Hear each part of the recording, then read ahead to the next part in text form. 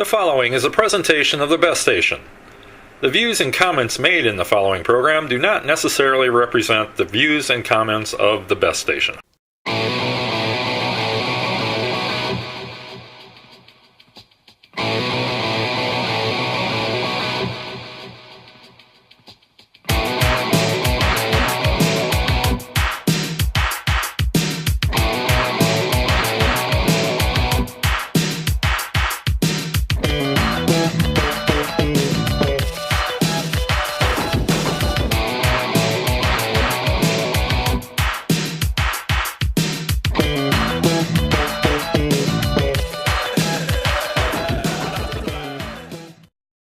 Hello, everyone, and welcome to the Fast Pitch Game 24. I am your host, MC Brown, and conspicuous by his absence is the Doctor of Baseball, Eric Grba, celebrating his birthday in beautiful California. So happy birthday to the Doctor, and we have a special show lined up for you, courtesy of the Doctor, in a special interview he conducted with great former Major Leaguer Eli Grba. So we're going to take it to the Doctor right now. Awesome interview lined up for you folks. And we'll be back to wrap it up once the Doctor is finished. But it's a nice extensive interview. Enjoy it, and we'll be back right at the end. Hello again, this is Eric Grba with the Fast Pitch MLB, and we have a very special guest today, Mr. Eli Grba, former Major League pitcher with the Yankees and the Angels. And Eli, thank you for joining us today.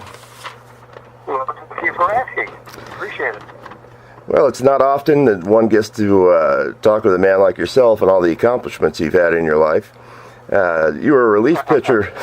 You were a relief pitcher for the Yankees in 1959 and 60, and pitched for the Angels 1961 to 63.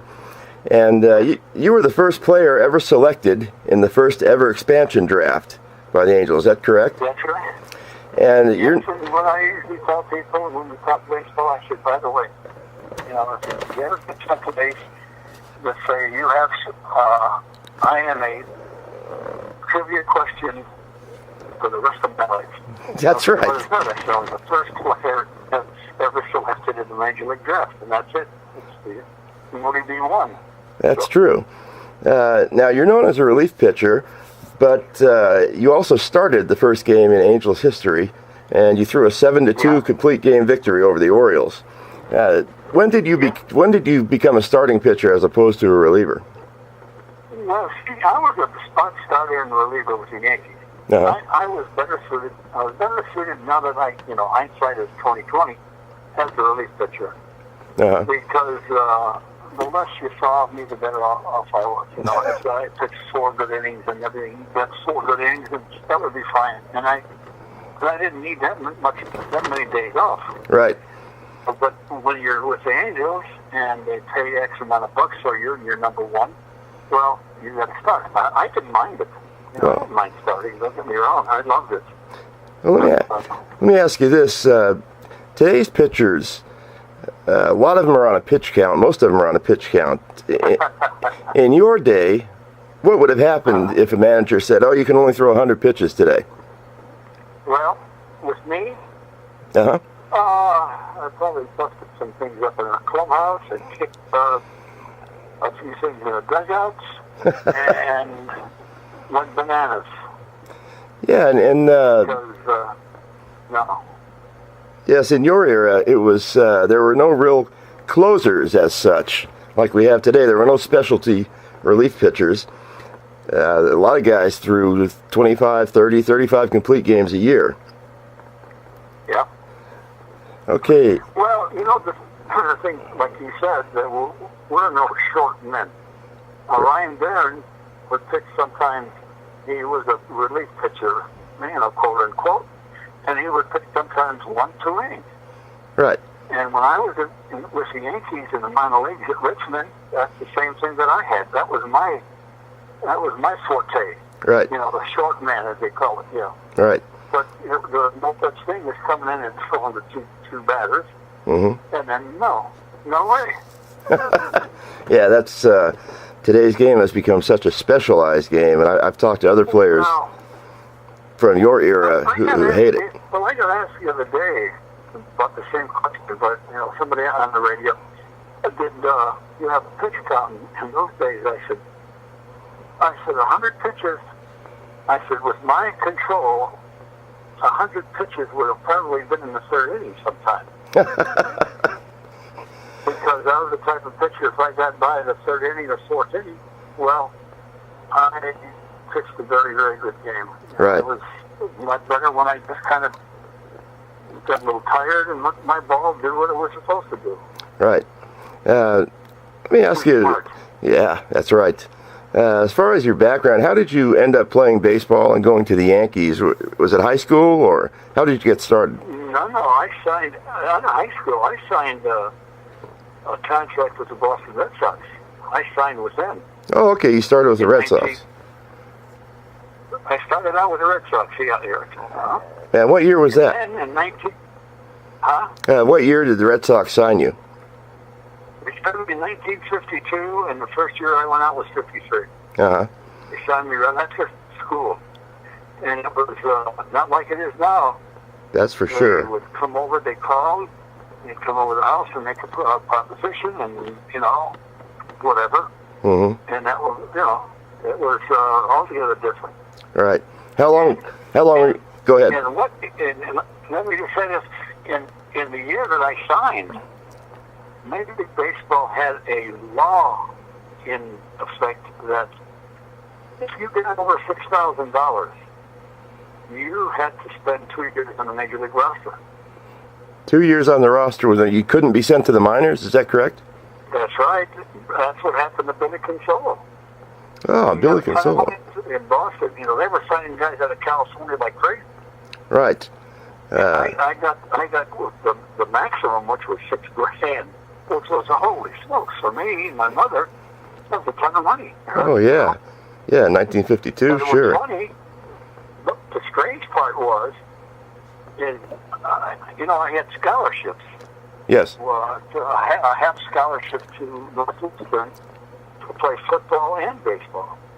Mm-hmm. And the offer to Bradley for basketball and baseball. But going to Northwestern from where I was born and raised in southern Chicago. Right. So like going from here to here to Eden. Right, right. It was, oh my God. Well, I was born and raised in the steel mill section of Chicago. Mm-hmm. And Evanston is all that Gothic, Right. buildings, and I didn't know. And it was only a half scholarship anyway. Right. Money. No. And then like I say, I signed the baseball scholarship. I guess I chose the right thing. I love basketball more than anything else. really? Well, Well. yeah, I love it. Well, I like basketball because if you were good enough, Eric, you could play. You played all the time. Right. Right. And I got to the point where I was pretty good. Not bragging, but I really did. But I loved it. Right. The physicality and don't go near the basket was me. Right. Now, when in the minor league, so how did you go from the Red Sox to the Yankees? Well, what happened is in 1957, 1956, I was at AAA in San Francisco, Mhm. the Red Sox Seals. And they had about 5 or 6, maybe about 8 to 10 guys there.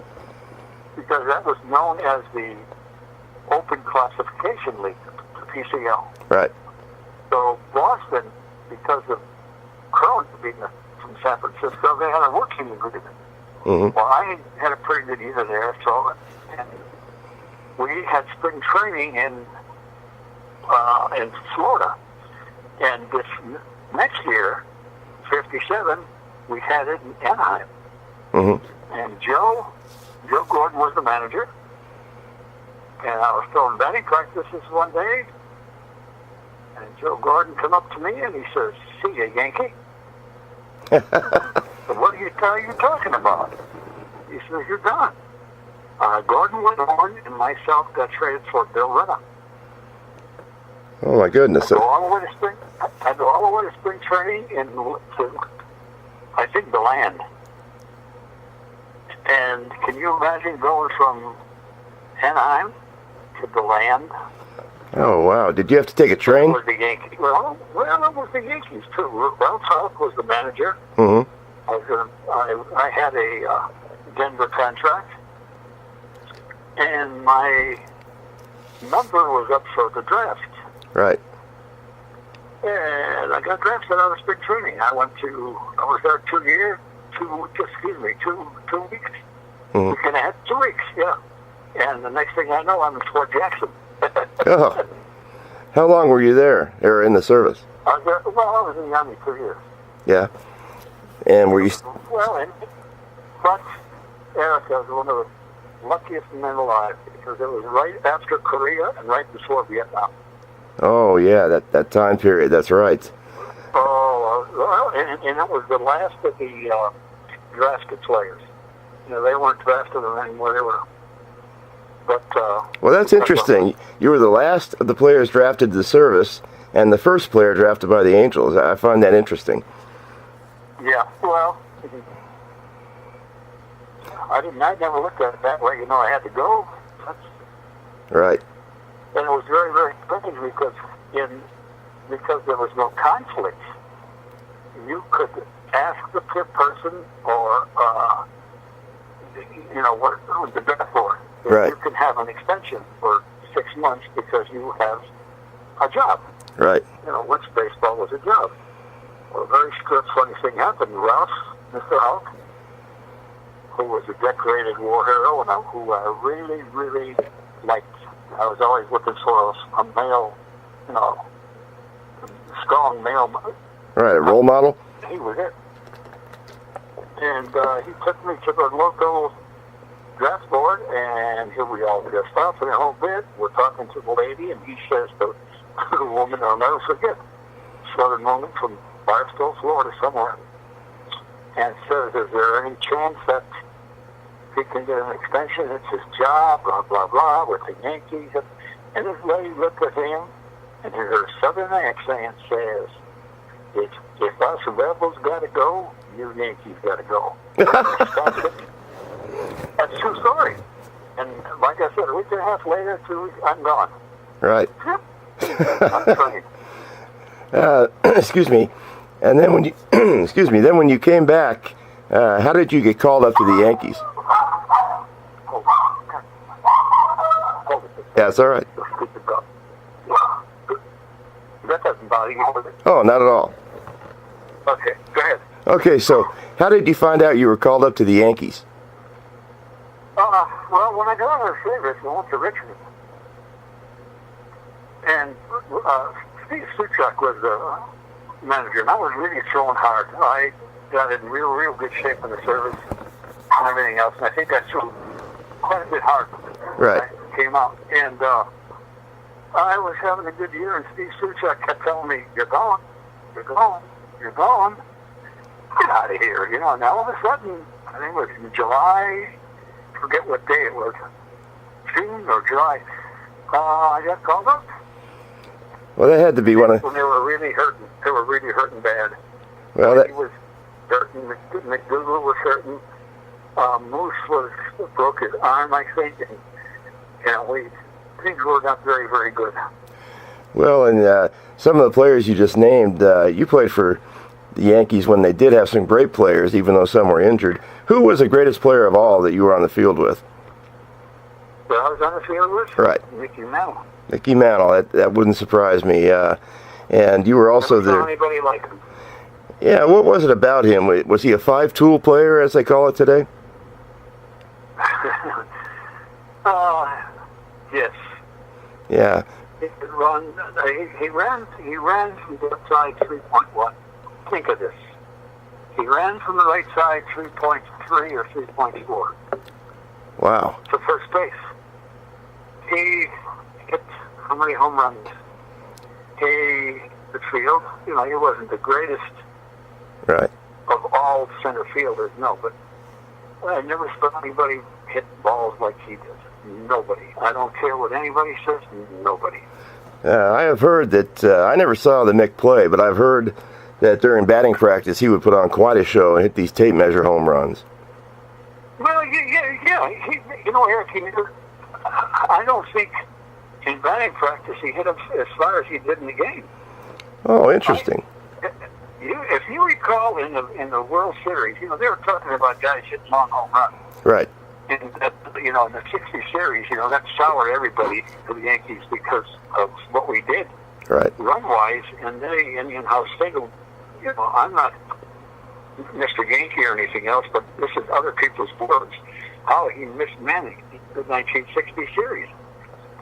And in Ford Field, in center field, 467 feet away, there was an oak tree in dead center field. Just to the right of dead center field. He hit 2 line drives. One off of Freddie Green and one off of, I can't think of the other left-hand there. I mean, line drive. And then he hits one in right-handed, right center field, right stuck up in the corner of where the upper triple deck was in Ford Field. Wow, that is quite a shot. And only 2 other guys that hit the ball there, and it was Teddy Beard and Joe DiMaggio. Wow. That's quite a shot there. And I was told that you were Roger Maris's roommate with the Yankees in 1960. Yeah. Wonderful guy. Super guy. That's what I've always heard. He's not in the Hall of Fame. Why? He is a dirty, dirty, rotten shame. Yes, it is. In fact, we did a show a few months ago, excuse me, when the Hall of Fame voting came out for this year, and we talked about some of the travesties, guys that should be in there, like Gil Hodges. But Roger Maris was our listeners' #1 pick for players who should be in there but are not. I'm not saying that because he was a friend or a teammate. I just because I was a recovering drunk, I was a drinker, and I wasn't a star, I still knew I knew a little bit about baseball. And he could run, he could hit, and he could throw. He never threw the wrong base. He ran the bases. Hell of an athlete. Yeah. He had a football, from what I understand, to Notre Dame. Wow. And he played baseball. He chose to play baseball. Yeah. Oh, yeah, I guess he got a little bonus, so. Right. I have no idea. It was just fun with him and Sir because I'm a rookie, and they took me all over. They took me to the State Delicatessen and, Danny's Steakhouse, that type of stuff. So, it was kind of nice. Yeah, that had to be a eye-opener for you, maybe even a culture shock to come from where you came from and all of a sudden be in New York City. Yeah, because, I'm from Chicago, but like I told you, I was born and raised in the South Side. Right. Very seldom did we have anything to do with downtown. My mother would take me downtown, but we never spent any time down there. Either way. Yeah, well. And then you get to New York, and you walk down the street, and some cabbie stops and opens his window up and says, "Hey, Grba, you're a bum." How the hell does he know who you are? Yeah. You could do that in Chicago. Nobody would know the difference unless you were maybe Ernie Banks or somebody. Right. Eli Grba. Well, now after your baseball career ended, you were a pitching coach. Is that correct in the minor leagues? Yeah. After sobriety. Right. I loved it, and I thought I did a pretty good job of it. It's a long story of how it's in the book of how I got my job. Right. With Milwaukee, and I was at AAA for 2 years there in Vancouver, British Columbia. Right. And then in 1984, I was with the Angels, and that didn't fare too well because the roving pitching coach and I didn't see eye to eye. It's very, very funny. Once you become, you're a player, and then you become a person like I was.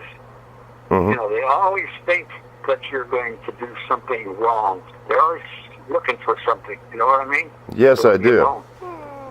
Yes, I do. And then I really and truly hit it really nice because I spent 3 years with what I was supposed to really and truly, I thought, do in this game Yes. was be with the young kids in Class A in Reno. Right. 3 years. I loved it. Yeah, and that's where you can excuse me, you can influence the young players that way more than probably at any step. Yeah, and it's very strange too, Eric, because I've made friends with all these kids that I was with or had in the minor leagues on Facebook. It's amazing. Well, that is amazing. Facebook is really something, how it's been able to reconnect people after many, many years. Yes, sir. Yes, sir. Okay, Eli, we're going to take a station break, but when we come back, I'd like to talk to you about your book and let people know how they can get your book. Okay. We will be right back with Eli Grba. The Fast Pitch will return in just one moment. Deacon's my name, and bowling's my game. Gutter ball, gutter ball. All right, Deacon, come on, Deacon. How are you going to score there? Come on, 3 strikes and you're out. We just won another round of light beer from Miller. Yeah, light sure tastes great. Let's Philly! Thanks, Philly! Wait a minute. Hey, the wrong way. There it is, down there. Take your time. 8 ball in the pocket. Bubba, this ball doesn't have any holes in it. Now it does. The score's all even. Glass frame. Who's up? Rodney. Rodney! Gotta be a mistake. Hey, you kidding? It's a piece of cake. All we need is one pin, Rodney.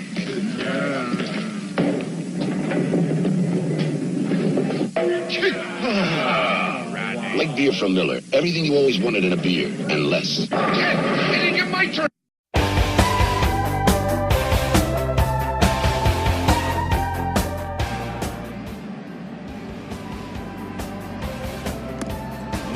Almost hit him and may have. Alexei thought it did. I thought I heard a double tap. Yeah. Did you hear the same thing? I thought so too. And he was pointing to his hip area. I think it hit him. And here comes Andy Green to dispute it. We'll get another look. Oh, that hit him. Totally hit him. Listen up. Here's the double tap. Yeah.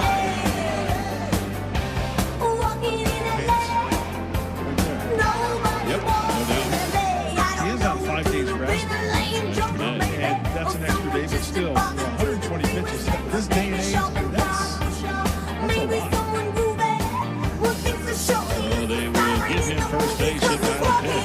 Marquez sees his mistake. And they have overturned the call on the field. The Padres win their challenge.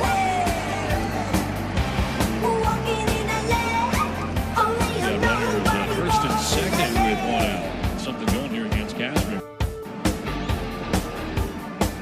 Fastball away here.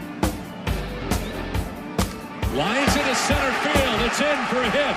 From third comes Wallace. Here comes Alexei Ramirez. Throw to third, nothing lead. Christian Friedrich, their pitcher, drives in a pair. You can go over some of the video stuff that's going on. Come up with a plan of attack. There's an attack. Out to deep left center field. Back goes Hernandez, and that's going to ride out of here. Derek Morris with his 4th home run turns the Padres within a run. Drove that out to the left center field fence and beyond it into the bullpen. And Justin, one that you could plug in the infield or the outfield. High drive, deep left field. Christian Bethencourt up and gone. A blast to left field for Bethencourt. Pitch hit, 2-run home run propels the Padres to the lead.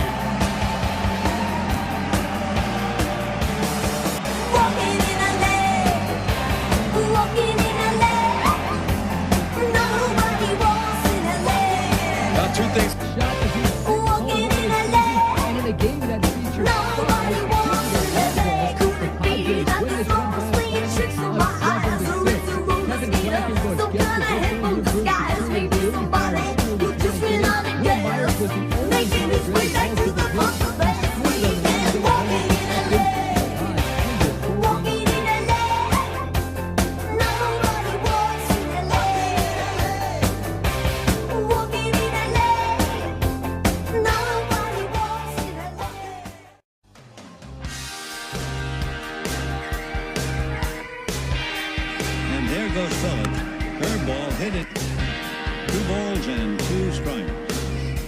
There goes Phillips.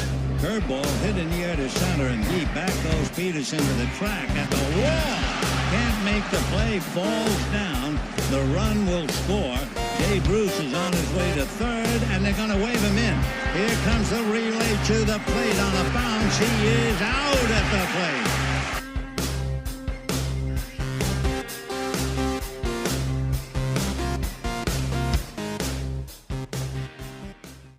Born into Baseball, a new book filled with stories from inside the game, written by former Seattle Mariners catcher Jim Campanis Jr. Jim is the son of retired catcher Jim Campanis Sr. and the grandson of legendary Dodgers general manager Al Campanis. This book is filled with funny anecdotes and enlightening and heartfelt stories. From the eyes and ears of a child to the experience of an All-American member of the USC Trojans to a professional baseball player. Teammate Jeff Cirillo says, Jim's approach to telling a story brings you right into the scene and makes you feel like a teammate as he spins his tales. Born into Baseball, available now at bornintobaseball.com.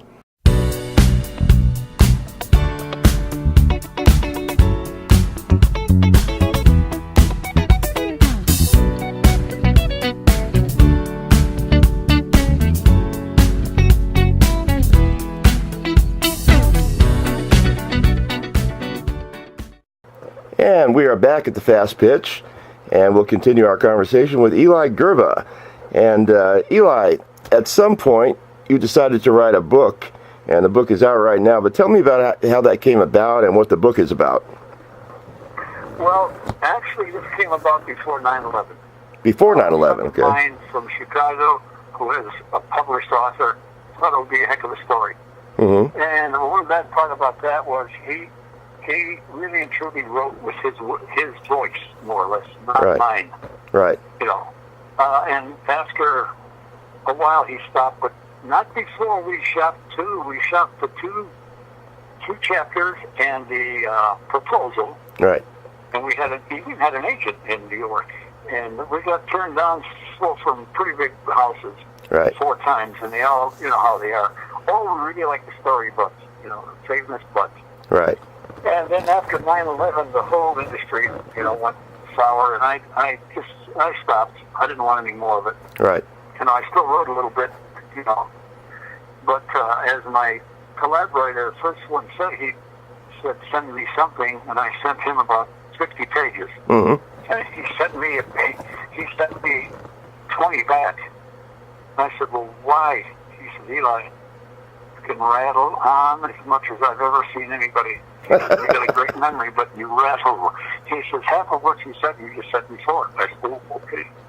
But anyway, how this happened is about 2.5 years ago, a brother named Doug Williams, my collaborator, who wrote a book about Jake Coates Yes.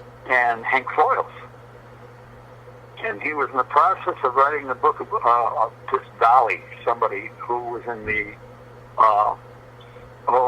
really and truly, she played pro baseball, softball for the women. In fact, I saw him in Chicago. I saw them people play. But anyway, a friend of my good friend out of Vancouver, who I knew or know very well from my days there. He was a former Mountie.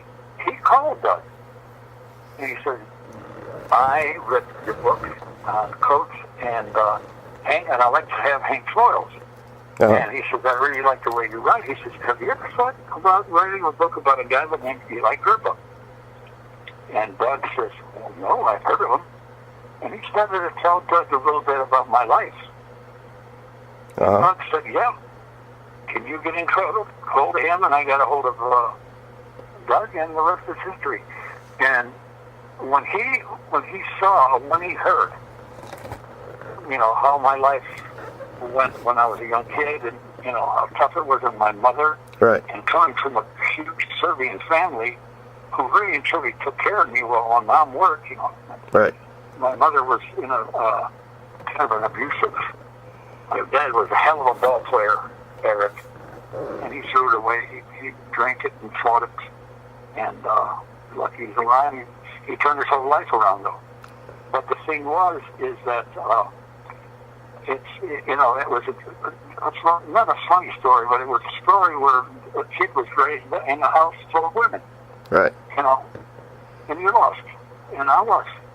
You know, lonesome. I didn't know what that was. And sports, playing strikeouts in the school grounds, and you know that type of thing. So when Bud heard some of that, he'd say, "Man, I think we got something." Right. I said, "Oh, it's all right." And look, I said, "But there's one thing. We go truthfully. Yes. It's got to be truth." And the thing that I had to do, I had to go to my family, Popovich family in Chicago, and tell them it's not about you. I don't want anybody to feel left out or anything else. I said, this is strictly about me. Right. And it really is. Well, and the title of the book is Fallen Angel, which would probably lead people to think there's probably not a bowl of cherries, as we say, your life after baseball. Tell me about what happened after you retired and after you stopped being a pitching coach. Well, you know, it's very strange. When I got into the service, I was still a lonesome kid. I was still, you know, the higher up you go in baseball, the less camaraderie you have off the field with people. Yes. Some are married. You know what I mean? Yes, I do. Girlfriends and everything else, and here you are. Right. So what I did best, I drank. And an occasional fight. An occasional fight. Well, yeah, but the thing is, see, I held my liquor. I never heard the word alcoholism. Right. It was either you were drunk, like on 16th Street in Chicago. That's the type of drunks that I knew, you know, out in the street. Right. Eventually, I wound up like that. But the thing is that when I went into the service, when I came out of the Army, let's get up a little further, I was an alcoholic, full-blown alcoholic in 1959. And so that coincided with you making the major leagues. How did it affect your career right away, your pitching career? No. I'll tell you what it did, though. When I went from the Yankees, I don't know what or how, or I know one of the things that I'll be very honest about this here. And only by the grace of God am I here today. And I have to tell you that first of all. That's because you read in the book where I had a spiritual awakening. Yes.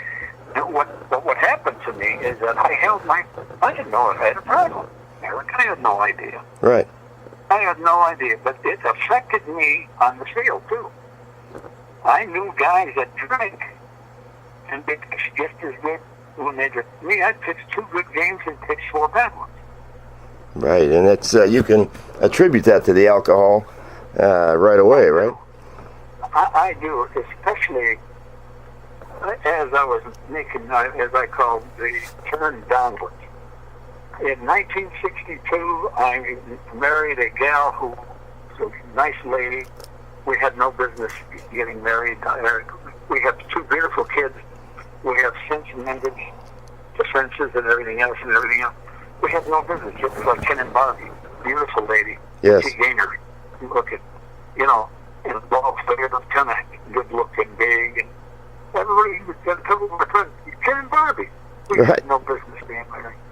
And I couldn't take care of myself. How in the hell am I going to take care of a woman? Yeah, that's a good point. And then with my big thing with women, we had stewards and taking them out, and that type of thing. Yes. Not any kind of relationships. None. Didn't know how. No. Right. Now, what kind of things? From what I've heard, and I haven't read your book yet, but I will be getting that soon from you. What kind of things caused you to? You mentioned earlier you went really downhill. Besides the alcohol, what kind of events caused that, or what kind of events did you use the alcohol to escape from? I didn't need any. I didn't need anything. No, I really didn't need anything to help me, ruin my career, because it was already on its way out because of the alcohol. Right. In 62, I went from 205 pounds to 218 pounds. Wow, that's a big gain for a pitcher. I worked out all winter. When I went back to Chicago, I played 40 games of basketball. Right. I was always in shape. But by 1961, I'm in La La Land, and turned down $1,500 to go to Puerto Rico to play winter ball, to stay on the beach and screw around. Wow. When I was with my ex-wife. And why did you turn that down? I'm just curious. Why did you say no? Well, I didn't hear you. Why did you turn that down that year? Because of the screwing around. We didn't need my buddy, Kenny Hunt, and myself. No, we didn't need it. We had a house. Right. And we didn't do the Hollywood scene or anything else. Why? When you had stories to go over the place. Right. And that's just the way it was. And I became a wanderlust. I was gone. Completely gone. I didn't know where the hell to go. Right. Kenny and I had a falling out, and during the season, in the latter part of 62, I lived on the beach in my friend's house. Nobody around. He had to work. I lived down there. That's the only place I lived. Oh boy, so that was just gave you a lot of time on your hands and time to think about things. And then every once in a while I drink after I pitched on a Sunday or something else, right. And then before I went to the park like on a Monday or Tuesday, I'd have a couple of right. Because why? I'll run it out. Right. Never did I have any idea that I swear to you. And people say, "Come on," I said, "No." Right. And there's an saying that I picked up later from someplace I have no idea that says, "I never knew I drank until I saw myself sober," and that's the gospel truth. Yes. 1963, something happened in Minnesota. Mm-hmm.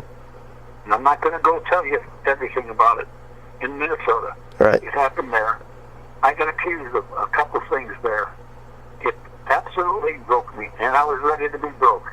Yes. I was ready to be shattered. Well, it shattered me. I quit. I can remember the day I was sitting with my wife, I was sobbing, and they were sending me to Hawaii, and I told her I quit. That's it. Right. And used a couple of profanities for long, and I just said I quit. Yeah. 1963, I go to Hawaii, I'm drinking there. I'm sitting at a table one day at this apartment complex, and I got beer in front of me. And the Albuquerque or Spokane team was in town. This is in Hawaii. And Pete Craig was one of the pitchers on the team, and he knew this kid from college. He was going to pitch that night for the Dodgers. I'm sitting there, and I drank a six-pack of tall Budweisers. And this kid says, "Who's pitching tonight?" And Pete looked at me over at me, and he said, "Eli is." And the guy looked down, and he saw all the beer. I beat him 13-1. That's a great story. Yeah. And that goes to show you, some people like yourself could perform when they were on alcohol. Yeah, but you know what the thing is? That was a one occasion. Yes. And then I get called back in 63. And to show you the animosity that was within part of the organization, I don't know if Haney had it. I know Alter didn't. Right. But Whitney couldn't stand me. I really didn't know until later on. He took me in the office when I first got back. Right. In August. And he called me in his office, and he wouldn't look at me, which really made me mad. Look at me. Yes. I'm thinking to myself, you're smoking a cigarette, and he said, call me 3-3. This is verbatim to us. Never forgotten this. He said, 3-3, call me by my number. Wow. I just want to tell you one thing. I don't want you here. I didn't want you back. This is a manager telling me this here. Wow. And he says, I just want you to know, you're not going to pitch. Well, and how do you react to that? Normally, I don't know. I thought back, and how did I hold my temper? How did I just take it like that? Well, what am I going to do? Right. I just said to him, and then he said to me, you better go ahead and have a good time. And I said, well, you don't have to tell me that twice. And he didn't. Wow. I pushed twice. I mean, either once or twice. From August until the end of September. Oh, my gosh. Look it up. Yeah. Look it up. And let me switch gears now for a second. What caused you to be able to look in the mirror and say, yes, my life is out of control? Well, I trying to get way ahead. I got a divorce. Saw my kids every once in a while. I was 6 DUIs. Can you imagine having 6 DUIs now out in California or in Arizona? Oh my gosh, you'd be put away. You'd be thrown in jail. You'd be in jail for over 5 years. Yes. Yeah, I had 6 of them. Oh my gosh. I had four alcoholic seizures. I bled from my esophagus. I don't know how many times. I still drank. You still drank, even with all that? Oh yeah.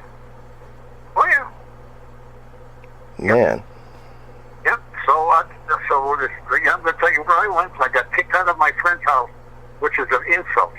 They were Serbian, and she took me in.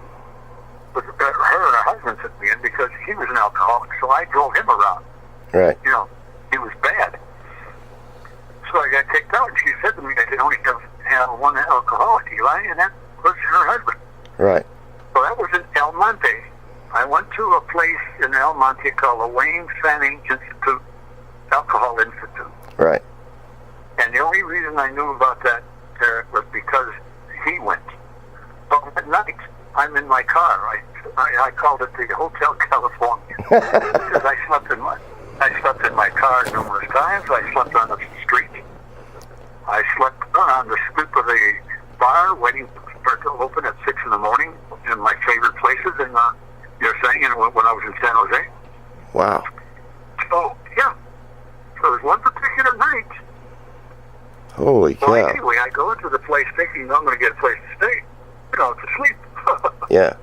I got in there, and I'd been drinking at this one bar from 6 in the morning until 11 at night. And the only reason, 11 in the afternoon, the only reason that I wanted to go, I don't know what hit me. I went from $120 to $20. Wow. Because I was buying, and drinking VO, straight, doubles. Drove my car over. The guy says, "Where are you going, Eli?" So I threw him the 20. I said, "I'm going to the Wayne Fanning thing." He said, "You're kidding me." I said, "No, I need a bed." Right. I get in there. Yeah, I get in there. The guy said, "What's your name? Give me your license." Gave me my license. He took my license. Mm-hmm. I said, "What are you doing?" I'm a little angry and a little irate. And he said, you know where you're at? I said, "No." He said, "You're in an alcohol rehab place." I said, "No alcoholic." He said, "Okay, here's what we're going to do. Give me your belt, your shoes." I said, whoa. Give me your belt, your rings. You ain't getting my World Series. Give me it all. Another couple of guys came in and stood around. I went, "Oopsie daisy." So he said, "I'm going to show you something." I blew into one of those breathalyzers. Right. Breathalyzers, 2.6. Oh, wow. Yeah, and I told him I only had a couple of beers. That was from 6 in the morning till 11. Many times go by, I stayed in there for a while. I was ironworking, and the guy that ran it asked me one day, he says, "I got a good feeling about you. Rather than you go out into a program," he said, "how about staying here? You got a job." Yeah, I was ironworking. Mm-hmm. I was ironworker, rod buster. Made good money. Right. He said, "You want to stay here?" Yeah, $300 a month. You stay here. Only no drinking. Oh, of course not. I was sneaking in the back for quite a while. Yes. One night, I stuck in the back. I fell down, and I started laughing. And then all of a sudden, something hit me, and I sobbed for 2 hours there. Mm-hmm. 2 hours. My God. I stopped. And I said, God, please take me. I want to die. And I did. I said, I'm not good for anything. I'm not good for my kids. I'm not good for... It all came out. Right. I get up the next morning. I had... Now I know what happened. I felt unbelievable. I didn't feel like this here since I was a kid. Wow. My hands didn't shake. Mm-hmm. I didn't shake. And I said, wow. So I got up, washed up, got up, going to go get something to eat, and somebody taps me on the shoulder and says, Jim Cummins wants to see you. He ran the place. Yes. And I read the first thing, you're gone. I said, you're gone. I go to the office, and he says, sit down. He says, I know you've been drinking, but he says, you know what? Now remember, he didn't know anything about what happened to me that night, August 1st, yes, in the morning. He says, you know, Eli, something told me not to throw you out. He says, I don't know what it was. Something. And I said, told him a little about what happened to me last night. I said, I don't know what happened. I have no idea. I have no urge to drink. I'm not thirsty. So I said to him, he said, what kind of job do you have? I said, I'm an iron worker. He said, what are you making now? I said, about $18. Uh-huh. He said, look, we have an opening here. We really need somebody like you. Kind of big and rough, and he says, because we get a lot of guys that come in late at early in the morning, the police drop them off, and they're a little hard to handle sometimes. But, well, what do you think? And I said, well, I don't know. What's it pay? He said, $5.50. I said, I'll take it. Oh, wow. I saw Eli Grba walk through those doors every night for 6 months, 7 months. Holy mackerel. Meantime, all the, praying for certain things and everything else, and having dreams about the angels, unreal. Yes. And what was weird is I sent out resumes to colleges, yes, told them where I was, and to major league teams for a job. Mr. Oxley gets the hold of it, the letter that I sent, mm-hmm, gives it to Buzzy Bavasi and says, give this kid a job. Buzzy got back to me, Eli, we don't have anything else. And he said, congratulations, man. Thank you for what you've done for yourself. Yes. Wow. Okay, now it comes, I worked there, and I said, I enrolled in a, now, what happens to it, when alcoholic gets sober, he wants to treat everybody and make everybody well. Yes. It doesn't happen that way. I went to Venice. They had a school, classes there and everything else. I got money from the veterans. mm-hmm, They were going to pay. Dick Phillips gets a job as the manager of Vancouver. And he's on his way from Hawaii, where he lived, to go down spring training. mm-hmm, He stops at the airport. Kenny Hunt had a bar. My old roommate, remember I told you about Kenny and I? yes, Called the Lay Aloha. Now, he owned that with another guy in there, but Kenny ran it. He stopped there. He said, well, and Dick had a habit, too, of drinking too much, God rest his soul. yes, And Kenny, they were talking, and Dick said, how's Grubsy doing? That's what they call, he used to tell me. And he's doing fine. He's been sober about 8 months. Kenny said counseling, but I wasn't, yes. He said he's at this place. Yeah. He said, you think he'd make a good pitching coach? And the rest is history. Here a guy comes who has a problem. He doesn't know it. He goes to Kenny at a bar, and I'm in an alcoholic place, right? And I get a job back in baseball in AAA. Don't tell me there's no God. Yeah, that's for sure. That is one of those many things that proves there is a God right there. Okay. And believe me when I tell people, maybe they get tired of it. I don't care. Right. And believe me, Eric, only by the grace of God am I here. Yes. 21 years old. I'm aching like crazy, but who cares? Yeah. You're still here, though, and you feel, Yes. We're starting to run out of time, but I want to talk about the book now, Fallen Angel by Eli Grba. I know a lot of our listeners will want to find out how to get the book. What's the best way to get the book, Eli?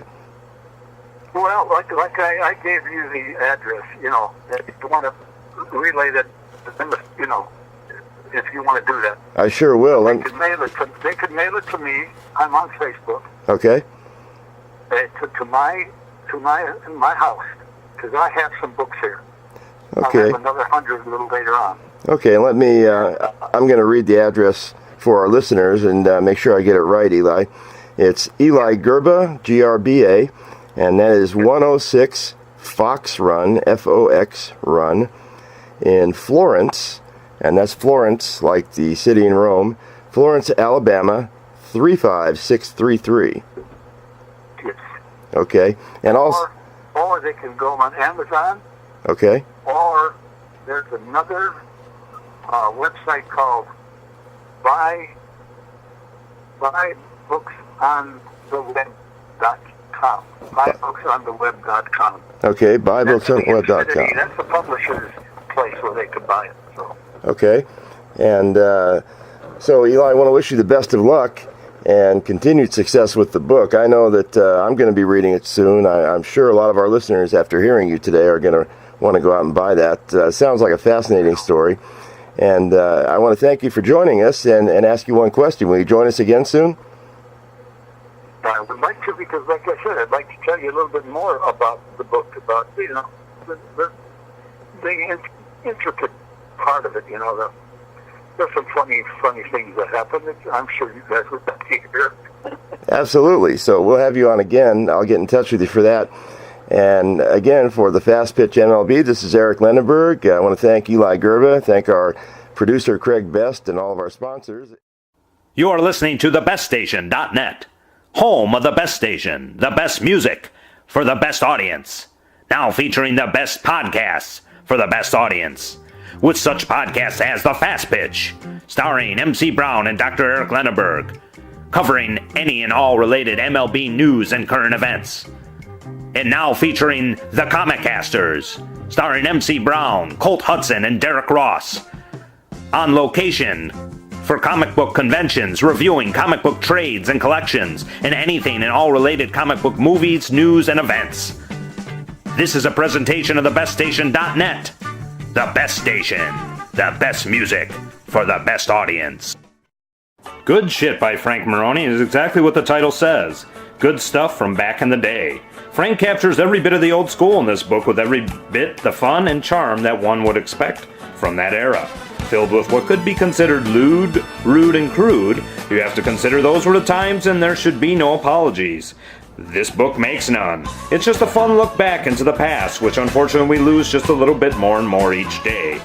Frank keeps it alive for generations to come, sharing his own views and outlooks, those from his friends over the years, and from his own wise family members that have passed on. Prepare to be taken on a trip down memory lane with Frank as your guide.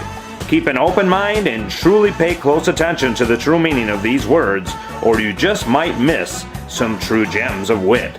You might not swallow everything, but the table is set by Frank for some very, very good shit. Good Shit by Frank Maroney could be found at www.facebook.com/goodshitbook, where it could be purchased there or also on the book patch for more information.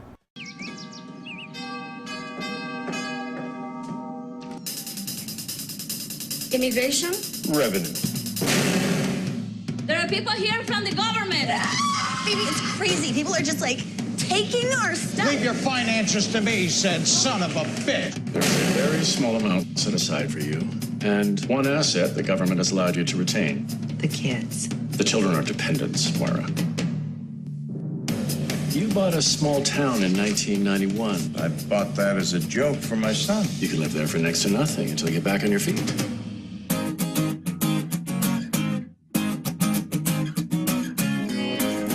Johnny Rhodes. Rolling shit. Oh, you're the mayor we're supposed to meet. That's right. So if you're looking for a nasty kiss, it's mine.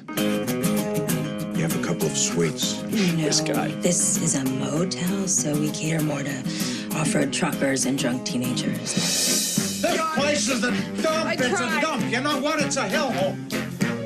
This wine is awful. Give me another glass. God, we haven't been close.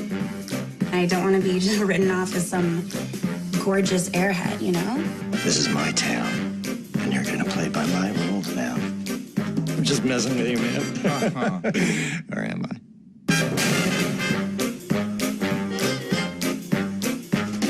Johnny Rose, my wife Moira. Hi. Oh, I love your complexion.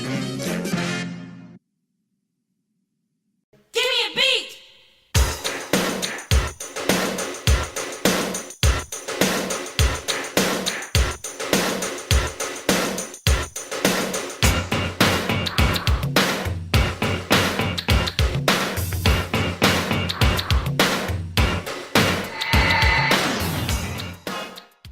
And we are back here on the Fast Pitch, Game 24. We want to thank former Major Leaguer Eli Grba. Thank him specially for joining us. Thank the doctor, the birthday boy, for conducting that great interview. Awesome interview with Eli. And special birthday shout out to loyal listener Ed the Red, also sharing the same birthday as the doctor. So we're going to wrap this game up. It was a great show, awesome interview. If you get some time, wish the doctor a happy birthday if you haven't. And tell him to get his behind back here at the Fast Pitch Studios, as myself and Craig are demanding his return so we can get you Game 25. So for the Fast Pitch, I've been your bookend host, MC Brown, and for the Doctor of Baseball, we want to thank you. Stay safe, and we will be back with all your regular segments. Fast Pitch Feud, Fast Pitch Fantasy League, This Day in Baseball, the hot topics of the week, all your feedback on Game 25. So have a safe week, and we will see you again soon. You are listening to The Best Station, the best music for the best audience. Find us at our home, www.thebeststation.net.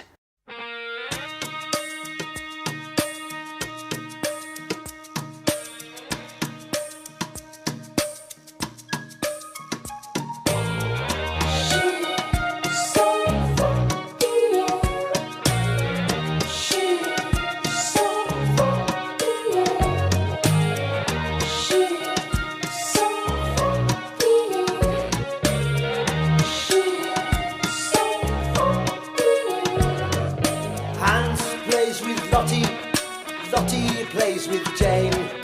Jane plays with Willie. Willie is happy again. Suki plays with Leo. Sasha plays with Brit.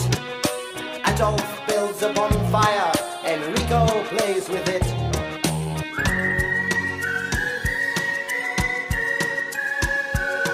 Whistling tunes, we hide in the dunes by the seaside.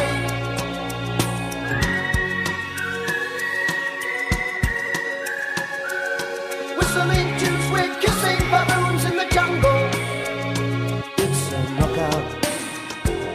If looks could kill, they probably will. In games without frontiers, war without tears. If looks could kill, they probably will. In games without frontiers, war without tears. Games without frontiers, war without tears.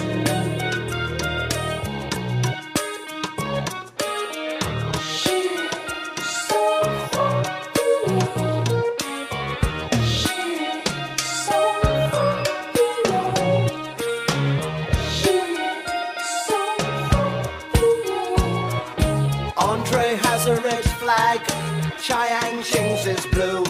They all have hills to fly them on, except for in Taiyu. Dressing up in costumes, playing silly games, hiding out in treetops, shouting out rude names.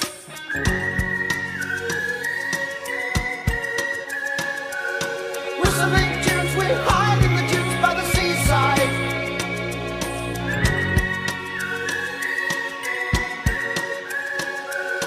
Whistling tunes, we're kissing baboons in the jungle. knockout. If looks could kill, they probably will. In games without frontiers, war without tears. If looks could kill, they probably will. In games without frontiers, war without tears. Games without frontiers, war without tears.